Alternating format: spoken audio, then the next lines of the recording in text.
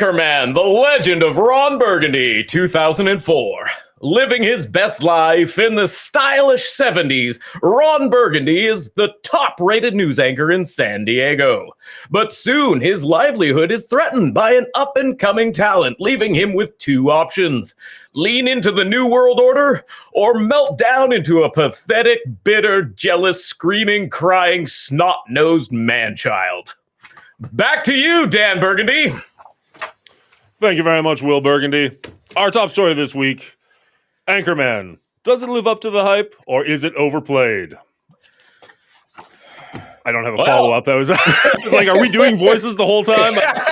Or is it overplayed? Overplayed. I'm Dan Burgundy. All right, so Anchorman came out 21 years ago. It was a huge cultural hit when it came out. Nobody could stop quoting it. I'm in a glass case of emotion. And yet somehow, Will, you managed to completely avoid all of that, and you watched it for the first time this week. It's actually, I'm not even mad. That's amazing. So I am super curious to get your take on it, because I know, having watched it back in 2004 and watching it in 2025, it is a very different movie. But for you seeing it for the very first time, what is your thoughts on this one? Don't go super in depth, but just like, how did you enjoy this, or did you enjoy it at all? Yeah, I mean, there's a reason I sometimes miss movies altogether.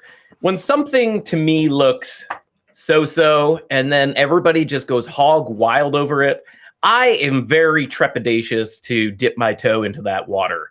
And so I chose not to watch this movie, and I suffered listening to everybody quote it for years and years and years. And it finally died down, and I thought I was in the clear. And then this show came along and ruined my life. And then our rating happened. So I watched it. That happened.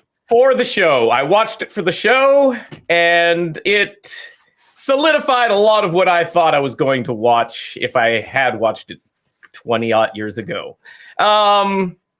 You know, sometimes you just know if a movie's not your taste or not your style. That said, there was some interesting things in this movie that I didn't expect. So I'm interested and excited to talk to you about it. Fair enough. Now, Brian, I'm assuming you were like myself. You probably watched this when it came out fresh, back probably late college age for you. And then you've seen it more recently than that. Did this hold up at all? Did you enjoy when I it the used first to time? drink and do a lot of drugs, I saw this movie, and it was pretty good. That escalated quickly. And I'm now clean and sober, and a little bit rougher to get through this time around, I got to tell you. I think this is maybe designed for a different generation, or at least a much younger version of my generation, probably. I think that's fair to say. I did not do a ton of drugs or alcohol back in the day. Super duper! That's nice! Way to go! Neato, gang! Yes! But I do remember enjoying this one a lot more, probably when it was more in the cultural zeitgeist back in the day when everybody was quoting it and you could just literally go to parties and spend half an hour just quoting Anchorman back and forth at each other. Milk was a bad choice. I found myself not hating it this time through, but I did watch it. I mentioned to you guys, we just got a new puppy. I am super tired. I watched this by myself, mildly in a bad mood and overtired. And it's like, none of those are the right ways to watch a comedy. But nonetheless, I don't feel like there was a great way to watch this one in 2025. Like it feels like it's from a bygone era, comedic-wise. Like, I just don't feel like that is the kind of comedic movies we make anymore. Well, and herein lies the problem, right? We've been doing science fiction action movies again and again and again, and most franchises kind of cover that genre of science fiction or action or a combination of the two. That's kind of the bulk of franchises out there. And so when you jump to a comedy, it's a whole different feel for us in general. And there's the fact that comedy can very much be dated. A comedy that comes out today wouldn't get the same laughs 10, 15 years ago because it usually relies on a lot of current events and a different mindset for the time. This movie was constantly making fun of a feminist movement, or sort of. I think maybe they were trying to point out a feminist movement. It almost came off as insulting at times. And then I think maybe that was kind of the joke. I'm not really sure. There was actually one point in the movie where they literally like lay out the character arc and the whole, hey, times are changing and you're just going to have to get used to it. And Ron Burgundy, excuse me. He looks at the guy and he's like, I'm sorry, what? I wasn't listening to you. You know, and times are changing. Ladies can do stuff now. And you're gonna have to learn how to deal with that. What? Were you saying something? Look, I don't speak Spanish. And so I'm not really sure if that's as funny as it used to be. I agree. What the problem for me watching this movie in 2025, in 2004 when it came out, it's like, oh yeah, the 70s, women had so few rights, and women in the workplace is much different, and we've come so far. What in the hell's diversity? And now in 2025, watching this for the first time, I'm like, wait, have we gone so far? Or are we headed back that direction? So it's not as funny when it's not a satire anymore. It was a satire, a parody of a time when women were breaking into the workforce and the women's movement was in full force. And now I just feel like we're losing ground on that somehow in 2025. And it really makes me not want to laugh at some of these coarse jokes and that are like so over the top and obviously meant as a satire. But when the world isn't aligned in the same way, it just hits different. That's very well put. I agree with that sentiment. It just doesn't. It doesn't feel like we as a society are in the same place, and so the jokes don't land in quite the same way.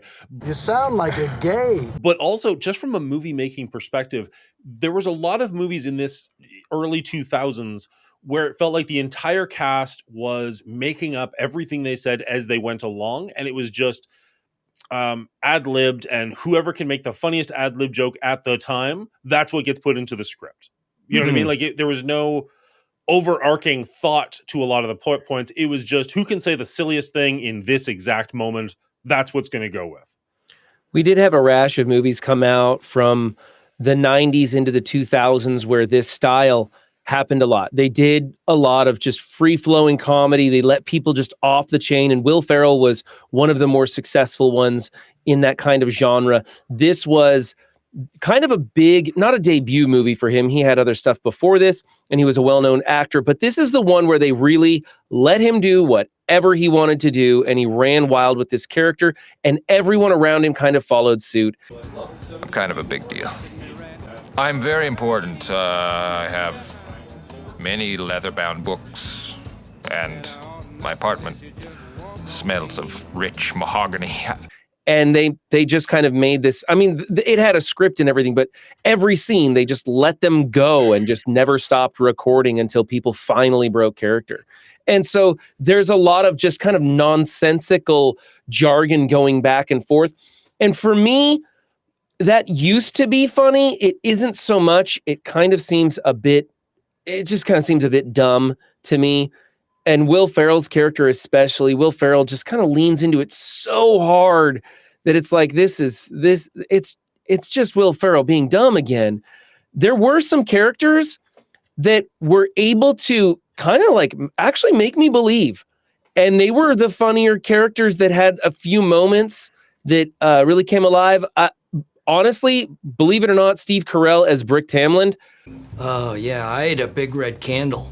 He just landed his lines so perfectly. He played that moron so perfectly that he had me chuckling quite a bit. The other one, who was the other one? It was, I can't remember his name. I hate you, Ron Burgundy. I hate you. He was the number 2 reporter from the other team. Oh, Vince Vaughn. Vince Vaughn, thank you. Yeah, Vince Vaughn had a character that seemed somewhat believable and almost realistic and kind of helped me to come back into it. The rest of it, they were just so ridiculously stupid. It was just a showcase of how dumb can we get with our dialogue and our banter. Yeah, there was a long time where I felt like this was the one comedy of Will Ferrell's that I kind of redeemed him for me. I'm not a big Will Ferrell fan. I do like some of his dramatic roles, but this was the comedy that I was like, no, he's actually pretty funny in this one. And then rewatching this, and I was like, oh, he's actually my least favorite part of this movie. Like, I Yeah, thought Paul unfortunately, he funnier was. than he was. I thought you're absolutely right. Steve Carell was hilarious in this movie. The do you want to go to the pants party? And then he just asks like the next person over, like, oh, I got rejected. Do you want to go to the pants party? Like, and then he just runs off like that. I knew that was coming. I remembered that, and it still made me chuckle. I would like to extend to you an invitation to the pants party. Excuse me? The party. The pants with the pants. Party with pants. Brick, are you saying that there's a party in your pants and that I'm invited? That's it. Did Brian tell you to say this, Brick? Yes, he did. Okay. No, I don't want to go to a party in your pants. Very well. Ian, would you like to go to a party in my pants? No, Brick. All right, let's go. And then honestly, the other part that I found really funny, as dumb as this sounds, and this sounds like one of those like, oh, my favorite part of the movie is the credits, but like the end credits with the outtakes where they actually are breaking, I found that significantly funnier than half the scenes that were in the movie, like the ones that are actually stuck in. Obviously, you can't because that's in the real. movie, That's real, and you can relate to that. Yeah. But Ron Burgundy is such an unrealistic moron that you can't really relate to him. I believe Brick Tamlin had brain damage and didn't function at the right level, right? But Ron Burgundy was just this overblown character that just you can't be that dumb and function normally in life. It was too much. On top of that, be that dumb, function that well, and be beloved by everyone. That's the kicker, right? He's not a likable character in this movie, but everybody ends up falling for him, including his co-anchor, who's closet in love with him, Champ, and the one strong female lead who just like instantly falls in love with him. You're like, what? This is such poor, lazy writing. Like, why do you just he played the flute into these you just fall back into these tropes when you're like presenting women being able to do their own thing and make their own way. Then you immediately just backtrack into her falling in love with him. Yeah. And then, you know what? I like Christina Applegate, but she didn't. Her character wasn't well written enough for this. Yeah, it was really a lame character for her to play. I actually didn't mind Christina Applegate in this one, other than instantly falling in love with Will Ferrell and instantly forgiving him. But there was a couple of other scenes in this which I actually did like her performance quite a bit, including, as silly as it was, the scene where she like takes over the teleprompter and like makes him swear. Now, I will preface, I've seen the R-rated version many a times. I just put on the Netflix version. I didn't even realize it wasn't the censored version. So some of the jokes are a little bit different, but overall it's the same movie. When she puts on that and he says, like, go F yourself, San Diego. And I'm Ron Burgundy. Go fuck yourself, San Diego. The look on her face where she's just like, oh crap, he actually did it. And like, she actually like instantly is she's feeling a great bad. actress. Like, oh no, absolutely. That's what I'm saying. Like everybody is vamping so hard. It feels like she actually had a script and she did a very good job with it. So again, you're right. I don't love that she just instantly fell in love with him twice. That felt unearned. But I didn't hate her character in this movie. Yeah. For me, comedy, again, let's be honest, comedy is very subjective. Everybody has their own likes and dislikes when it comes to comedy. Not everything's going to hit for everybody. That's all well and good. Even for individuals. It changes and evolves. True. There are some movies I feel, and there is some comedy that is universal. First thing that comes to mind is people will always laugh at people getting hurt. It's just is a thing that we laugh at. And it's been, Idiocracy has a great spin on that. Yeah, it continues to be, successful. Man gets kicked in groin by football. Forever, right? Forever, and it forever will be. That said, I feel this movie is, what it's missing is the straight man character. There's really no straight man character in this. The closest thing to it is Applegate, right? Like she's the only one, but she so quickly goes down the rabbit hole of just bickering and fighting and throwing a typewriter, and like she loses it so fast that I felt lost in this absurd comedy. And that's what they're going for. They want to make it look absurd so that they can get away with all the ridiculous over-the-top jokes that they're making. But it doesn't make for a strong structure to hold on to and let everything build on. She really wasn't a great character for that point. I mean, honestly, like the Ed Harkin character by Fred Williams or Willard, excuse Willard. me.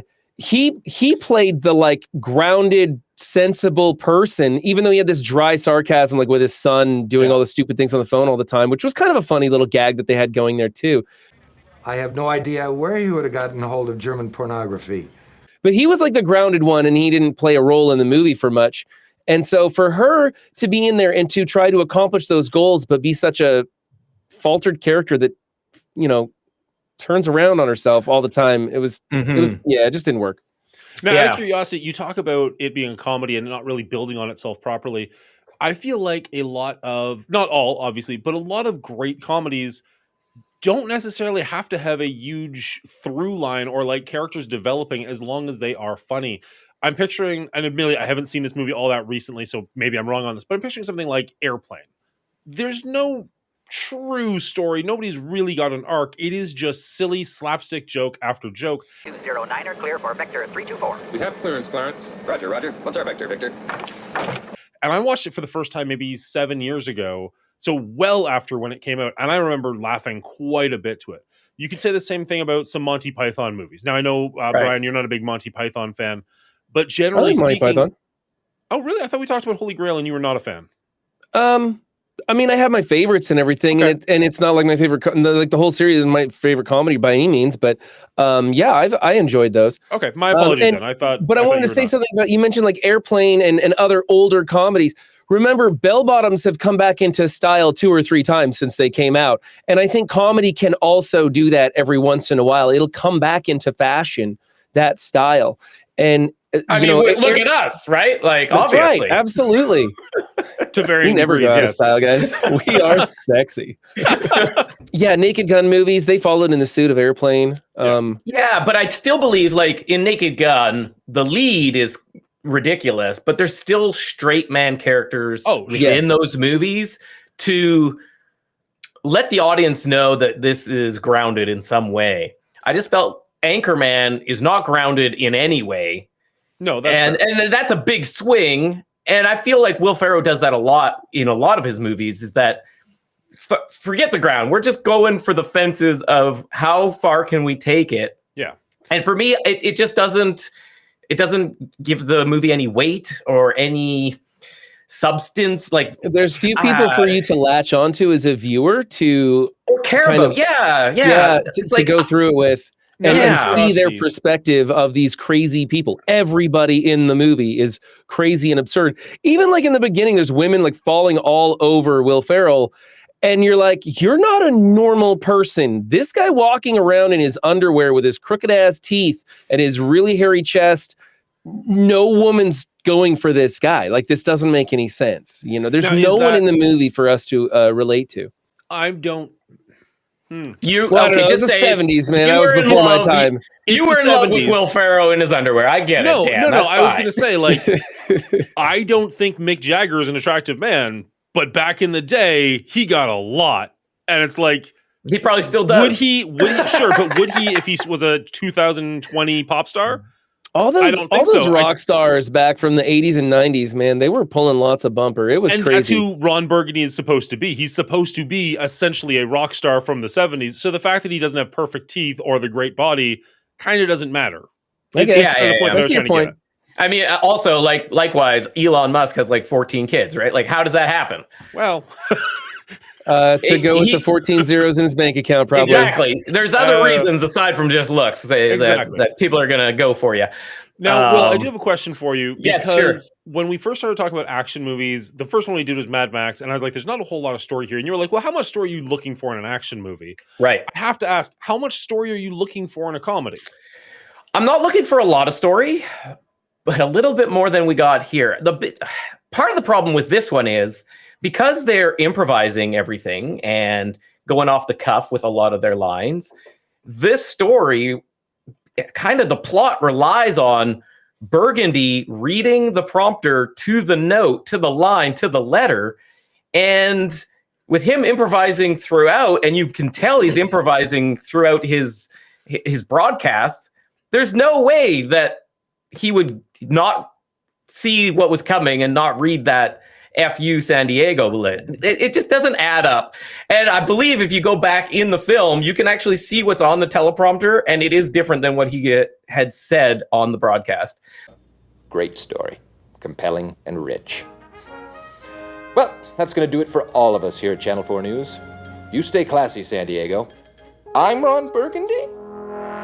So it's like a really flimsy plot line that, because of the way they made the movie, which is fun, I enjoy improv and I enjoy the process, it just actually was a counterproductive element to that plot, which was kind of weird to me. I think watching the making of this movie would be funner than the movie itself. They did look like they were having a lot of fun making these scenes, and like Dan, you're saying, the outtakes at the end were funny, and when they're breaking character and having a good time, I think that would have been pretty entertaining. I enjoyed the fight scene in the back alley fight scene where it was just beyond ridiculous how it kept escalating, and they even make the joke, wow, that escalated quickly. It was fun, and it was just, they just let go and did some crazy stuff. And I mean, this movie has tons and tons of moments. Chat, I've lost count of how many quotes Chad has been putting up trying to get me to break character while we do this recording. And there's some good, funny stuff in there. But I needed characters of more substance to help me as a grown adult to get through it. I needed a lens of normality to see through, or have someone else see through, so I can go, okay, I'm not the only one who thinks everyone in this movie is acting super dumb. That's totally fair. Now, I have to ask, we're not there yet, and obviously this won't apply to Will, but Brian, for you, did the nostalgia factor play any part in your score for this movie? Or are you basing it entirely on what you saw this? It wasn't nostalgic for me at all. These lines are still being used today. Not nearly as much as when it came out, but yeah, this movie didn't bring back amazing memories for me. I don't remember when I first saw it. It was just a thing that everyone talked about and saw when it came out. And I don't remember if I saw Anchorman 2 or not, still to this day. Oh, I thought you They ended the movie, and I'm like, how is there a sequel? They moved on to the world news and showed where everybody went and what they did. How's there a sequel? So we'll find out next week.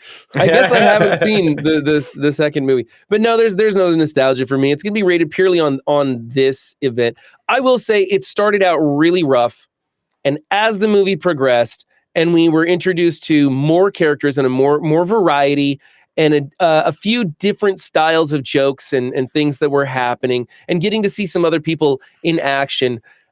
And after my brain kind of went, okay, I don't need to operate up here, I can operate down here and be just fine, I started kind of chuckling to the movie and having a good time with it, and kind of remembering, oh yeah, that's right, there was that part where Brick throws the trident and stuff. You know, they made a couple jokes about it, and I had some fun. So it wasn't like, I don't feel like I wasted my time on it. I'm glad I refreshed my memory on this movie. Probably not going to watch it again though. I feel like I don't know if I can tell you the first time that I saw it, but I definitely watched this quite a bit back in the day. I can picture making the quotes and the jokes with friends back then, some of them even now more recently. There was one joke that I was even like, I work in an office now. I never worked in an office back in the day. When he picks up the phone and he's like, Baxter, is that you? Baxter? Is that you? Baxter! Bark twice if you're in Milwaukee. And I was just like, there's so many times where we pick up the phone and the line goes dead instantly. I'm going to use that at some point in my office. Like, I'm just like saving that one in the back of my brain. So like, I can't say I didn't have any fun watching this movie. I just feel like watching it by myself, already tired, already in kind of a bad mood. Like I put this movie behind the 8 ball. You know what I mean? Like, this is the kind of movie that's fun to watch with somebody brand new, where hopefully they're laughing and laughter is contagious, and maybe you can have a good time with it in that way, like I did the first couple of times. Whereas nowadays, you kind of know most of the jokes. You've seen them before. You've heard them 1,000 times. the plot, as you mentioned, is kind of stuck, 20 years ago, if not further beyond that. I don't know. I'm having a hard time with where my score lands on this one because I remember loving this, but I didn't love it this week. Right. But is that on me or is that on the movie? And I'm not sure. And another point, we're all parents. We can't watch this movie with our kids. I almost debated because I'm like, I don't remember this movie that well. I remember the funny parts, and all the funny parts I remembered were not hypersexualized. And you get like 5 minutes in the movie, I'm like, I am so glad I'm watching this by myself. Yep, I was same way. And for me, I don't get to watch movies with a lot of people anymore in this day and age. I'm a father. I have to watch the kids, and I watch movies with my kids, or I watch them by myself on my cell phone before I go to bed. That's pretty much my only two times to watch it. And so, I've been like watching the movie as I work in the studio today, trying to get through the latter half of it. And I found myself putting down my work and paying attention to the movie because it was entertaining. It had some funny parts. I think the beginning was rough for me because it was mostly Will Ferrell introducing his character and laying out the groundwork. And I'm like, I don't care about these people really. Later, when they introduce a wider cast and have lots of interactions between the different people, there were just some good one-off kind of throwaway jokes and scenes and sequences that were fun. No, I'm super curious. You said you're not sure if you've seen Anchorman 2. I know I haven't. Will definitely hasn't. You haven't seen the first one until just recently. So that's going to make next week more interesting. I thought it was going to be I thought you had seen it. Well, I couldn't remember if I had seen Jurassic Park 3, and I couldn't remember it until halfway through the movie. I was like, oh yeah, I tried to so forget this might be more of a run memory. So it may be problem, a suppressed memory. It may be that bad, or maybe I haven't seen it and I'm going to be pleasantly surprised. I don't know. Fair enough. So you guys were talking a lot about how many takes they had because they were improvising. It said that up to like 20 takes for a lot of shots in the movie because they would just spitball whatever was on the top of their tongue at the time. They actually released a movie based on the outtakes and things that weren't used in the original. And what was it called? The movie was called Wake Up Ron Burgundy, The Lost Movie. Did either of you see that? It came out like at the end of the same year that this movie was released. I had not even heard of that until about a week ago when I was looking on IMDb about this movie, and I saw it and I was like, oh, I wonder what that is. And then I moved on with my life and I've never looked into it further. So fair enough. Okay. Well, I would check it out if it was on Netflix or something super obvious. Right. Yeah. I was never going to look into it beyond what I found that it was actually made, but I was just like curious because Dan had watched the movie somewhat lovingly in the past, it seems. So maybe you had heard about that and seen that somewhere along the way. Dan, let me tell you, as somebody who has taken improvisation classes in the past, getting my degree in performance, I am a big fan of short form and long form improvisation. To me, this movie feels like short form improvisation, unfortunately. And I think it needed to be long form improvisation. Let me tell you the difference between the two. Please do. Short form improvisation is like a 5-minute scene, typically, where it's joke after joke after joke, just trying to one up the jokes that are going back and forth between the characters or whatever storylines going on in the foolish scene. Whereas a long form improvisation is typically longer, and it has specific flags throughout to ensure that you have a good story arc. You have, the climax and the resolution, and all those things are flagged in so that you know where you're at and how to get to the end, but you're still making it all up as you go based on typically, audience suggestions and things like that. I feel like this movie comes across as just a bunch of short form improv, like, okay, this scene's ridiculous. It's all about this. Now let's go to the next scene, which is going to be about something completely different. Yeah. And I felt like it could have done with a lot more of the flags to keep it, I don't know, just feeling more fluid overall. More on course. Mm-hmm. Well, and even based off what you just said, if short form is a 5-minute scene, this feels like it's extremely short form, where from my understanding, never done improv, the whole point is supposed to be like, yes, and you're supposed to take whatever the person just said, run with it, and continue the conversation on in that way. Whereas everything in this movie felt like, I'm going to say something funny, you're going to say something funny completely unrelated, Run's going to say something completely funny unrelated. We're just going to try and make each other break, but we're not actually having a conversation. We're just saying the next most ridiculous thing that can come to our minds, and then they'll edit in whatever makes the scene kind of make sense. And that felt like Will Ferrell to the extreme in this case. He's just talking about the name San Diego and goes off the rails with that, which made for some funny quotes and everything. But it's so far just out there that I don't think Applegate had a chance of being able to continue that.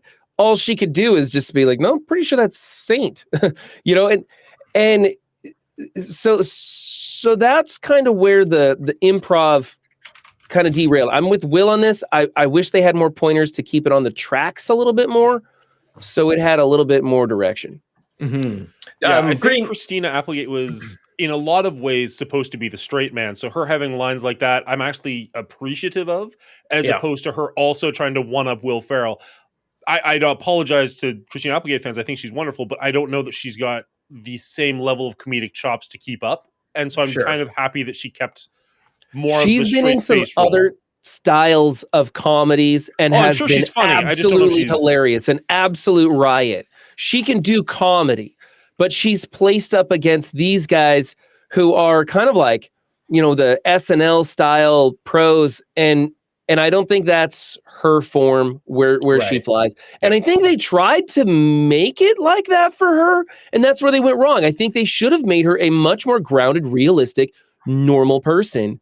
And she's the point where she tries to stick to a script and have a bit more structure. I think it would have landed a little bit better for me. The straight man, as Will's been saying. Let's get a shout out here. Green Tuckin says, so short form would be like the show Whose Line Is It Anyway? That's exactly right. That's when he did something totally unexpected. Something so crazy and wild it took me totally by surprise. Even though it was kind of funny, it still was really weird.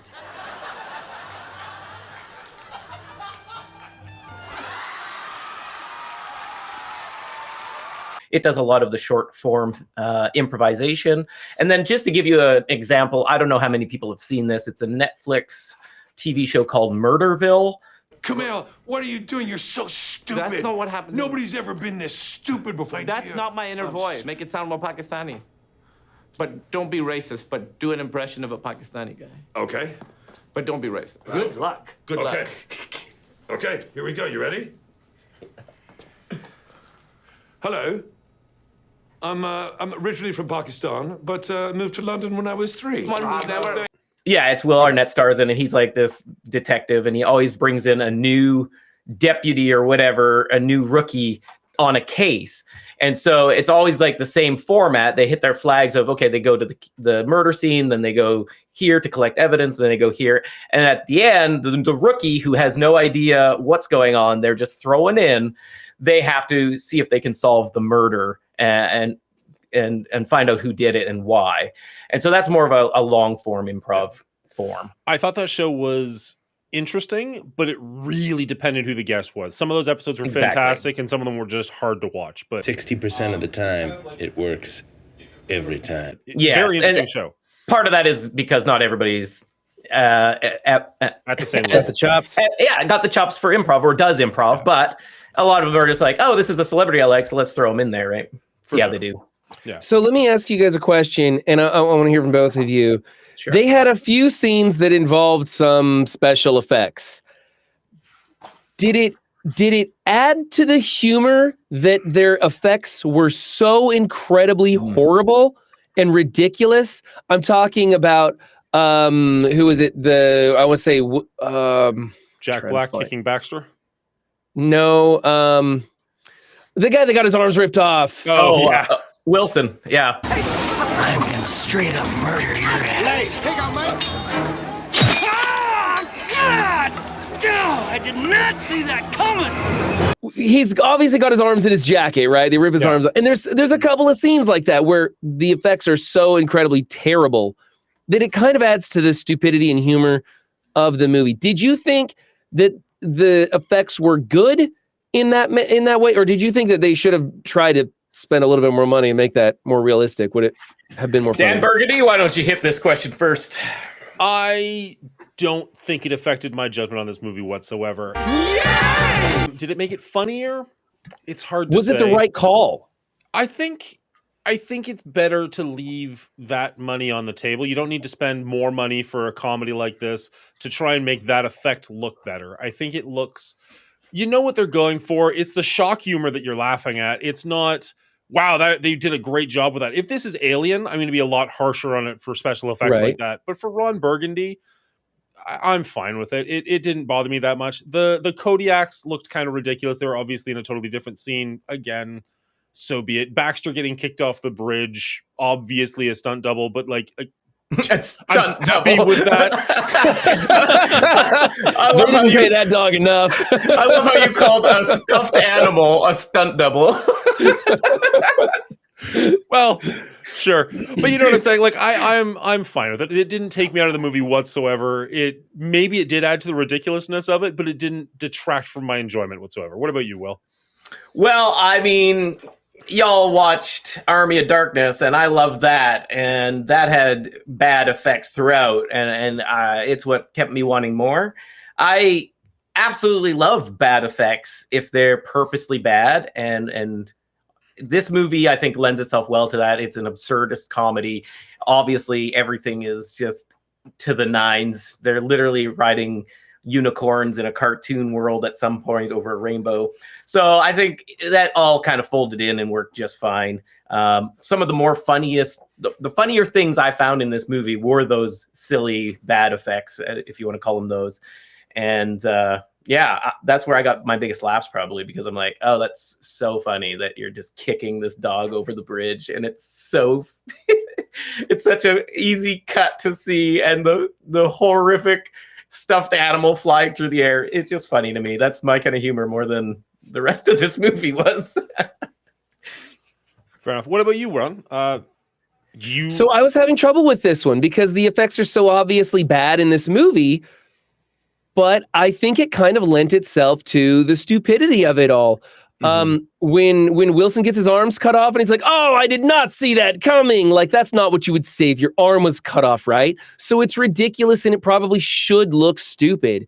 And so I think it was the right call. I just, like, this was one of those points where I wanted to kind of hear what you guys had to say and debate about it to see if it wavered me, because this would be a big point swing in one of my categories. Was, should they have used good special effects to make this funnier, or the fact that they used bad special effects, so obviously bad special effects, practical effects, that lent to it? And I think that's the way I'm kind of swinging on this one. So I have an actual one-for-one comparison, or pretty close. If you've ever watched the movie Tombstone, I love Tombstone. But there is always, every single time, like a 2-minute adjustment period where you first see Val Kilmer and Kurt Russell and their ridiculous mustaches, and you're just like, those are glued on. Like, there's no way. And in that movie, that bothers me. I get over it quickly because I love the rest of the movie, right? But that irks me. Whereas you see Ron Burgundy's ridiculous mustache, and you're just like, that's funny. That's part of the comedy. So it does add to it in that sense. So I think that's the most direct comparison I can have, where it's like, if it's in a movie that's trying to take itself seriously, it bothers me. But in a movie like this, I'm totally fine with it because it just adds to the ridiculous nature of what you're seeing already. Does that answer your question a little bit better? Yeah. Yeah, I like that. I like that. That was kind of my only checkpoint on this one. I pretty much had everything else solid in the numbers for my view of the film. And honestly, I could give it a rating right now, unless you guys have some good points, some happy points about this movie. Oh, if you want to talk about happy points, this just in, Ron Burgundy.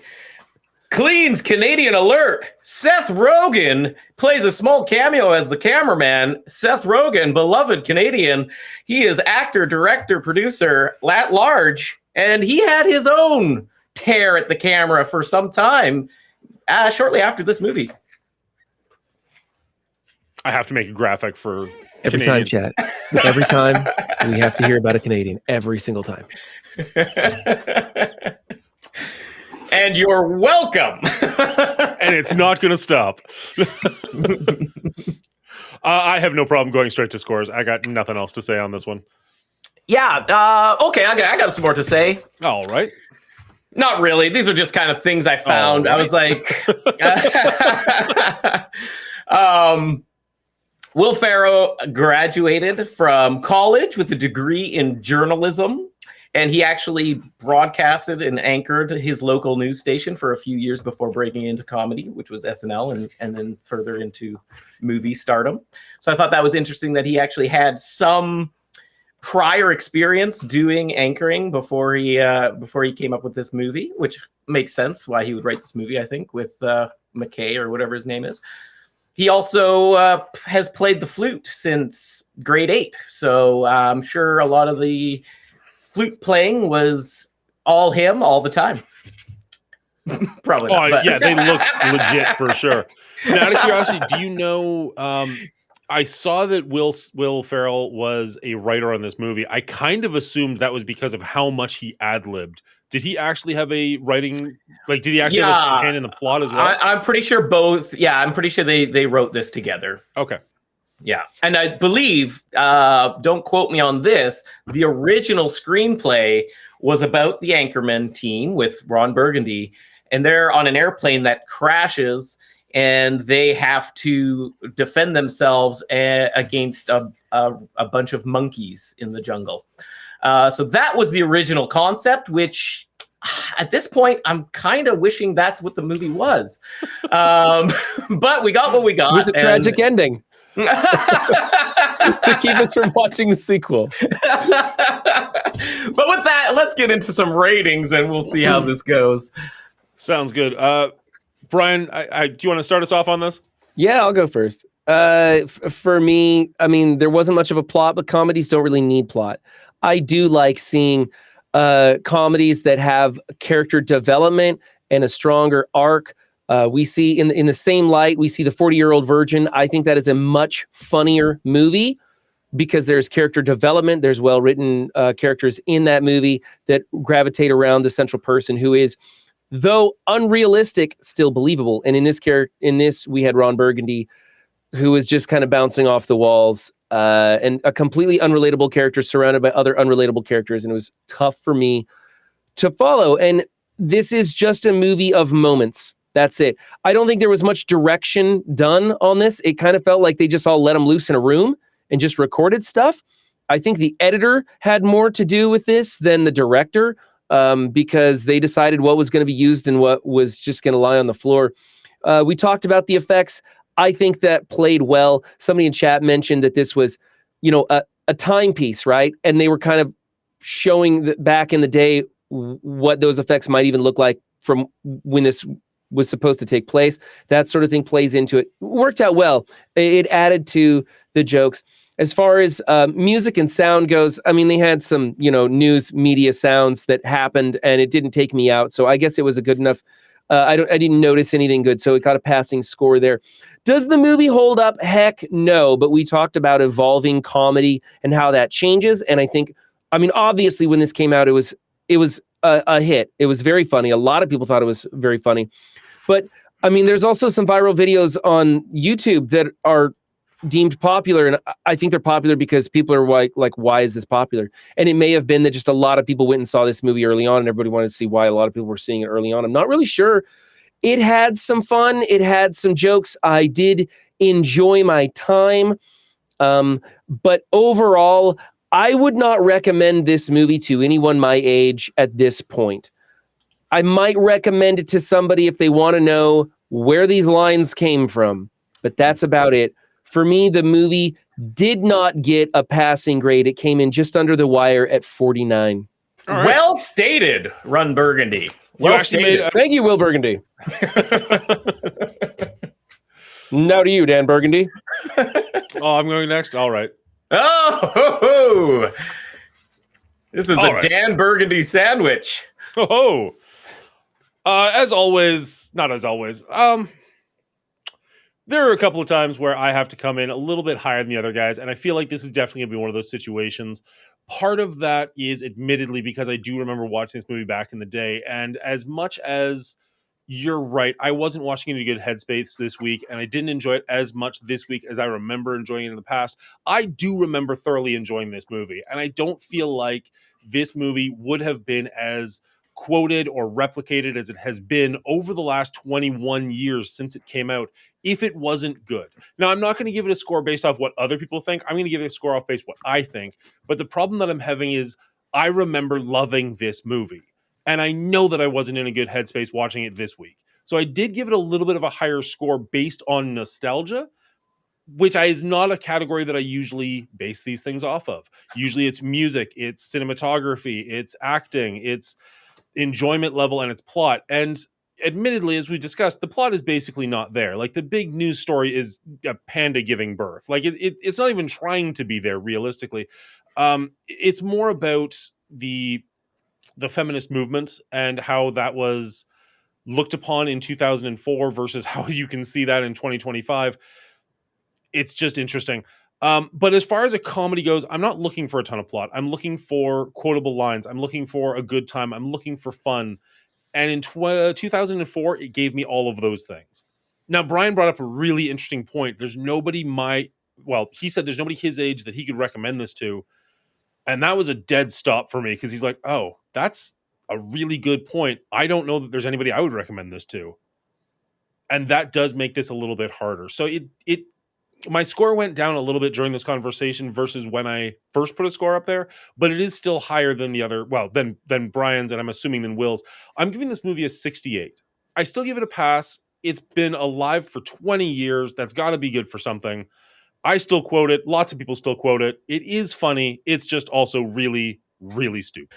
Stupid is as stupid says. Thank you, Dan Burgundy. That was fantastic. All right. Bringing in the really ringer. Enjoying this bit. It's fun. I'm not gonna lie. I mean, I didn't get dressed up for nothing here, folks. Okay, so we're gonna milk it just like Anchorman. All right. I am a self-proclaimed non-Will Ferrell fan. He has done some okay things, some passable movies, but I feel like he has built himself a niche that people just glom onto and love and will love until the end of their time. And that's fine. Just not for me. I find Will Ferrell is either yelling or crying or both. And this movie was no different. It was his second line in the movie before he started yelling. And I knew we were going downhill from there.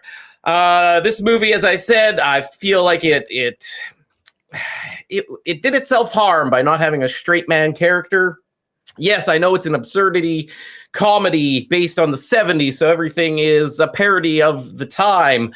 Unfortunately, they brought in the women movement of the time, but they just glazed over that as if it was an absurd thing as well. So I felt like they missed a lot of opportunities to have a little bit of heart in this absurdist comedy. And for me, if your movie doesn't have a little bit of heart, it drops off quite quickly.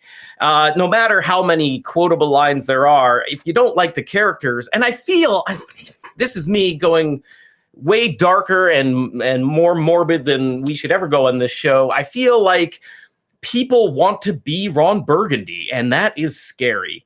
I feel like to this day, people admire Ron Burgundy, and I think those people have missed the plot altogether. And I'm afraid for the world because of it. But on the positive, this movie had some great music. I love the music of the 70s. So I was just toe tapping away when I was sadly shaking my head at the lack of humor in this film. That said, there was a couple funny lines and there was one Canadian. So, you can't hate on everything. At the end of the day, this movie just passed the bar for me at a score of 52 because I do understand that I am hard on Will Ferrell movies because I'm just not a fan of his brand of comedy. Just because I don't like something doesn't mean it's not well made. And this was well made for what it was. It just wasn't my cup of tea. All right, now let's get back to the Burgundies and round this up. All right, and with that, we've got our score for Anchorman. It's coming in pretty low on our list, only beating out Highlander, coming in below Gremlins and a bunch of other ones. Don't act like you're not impressed. I think this is actually pretty well deserved, to be perfectly honest, in 2025. I don't think this one should have been a whole lot higher, and quite frankly, with Anchorman 2, which I've never seen for good reason, I have to assume this is going to drop quite a bit. But check back next week to see if that is the case. I'm looking forward to it, Burgundy. All right, and with that, that's all we've got for Anchorman. Tune in next week to see what we think of Anchorman 2. Will it be better? I sincerely doubt it. We'll see you over there at twitch.tv/The Mongoolie Show at 9 p.m. Eastern Standard Time. Dandy Caps, go fuck yourself. I really thought you were going to go for Stay Classy. You caught me off guard on that one. Wow. That F-bomb might stay. We'll see. Worth it.